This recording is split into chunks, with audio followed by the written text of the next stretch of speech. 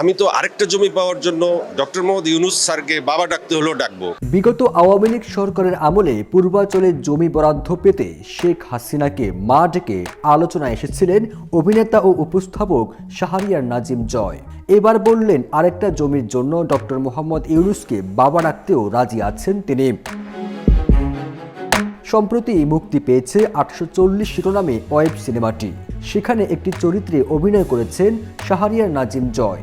সিনেমাটির premiere show অনুষ্ঠানে উপস্থিত থাকা জয়ের কাছে সাবেক প্রধানমন্ত্রী শেখ হাসিনার কাছে জমি চাওয়ার প্রসঙ্গে তার কাছে জানতে চাইলে শাহরিয়ার নাজিম জয় বলেন, আমার জমির প্রয়োজন আছে, তাই ডক্টর মোহাম্মদ ইউনূস স্যারকে বাবা ডাকতে হলেও ডাকবো। আমি তো আরেকটা জমি পাওয়ার জন্য ডক্টর মোহাম্মদ ইউনূস স্যারকে বাবা ডাকতে হলেও ডাকবো, কারণ আমার প্রয়োজন আছে। সাবেক প্রধানমন্ত্রীকে মা বলে জমি চাওয়াতে মোটেও অনুতপ্ত নয় বলে জানান জয়। তিনি বলেন, একটা জিনিস পাওয়ার জন্য বাবা মা ডাকা যায়, আর আমি আমার কাজের জন্য ভবিষ্যতেও ডাকবো।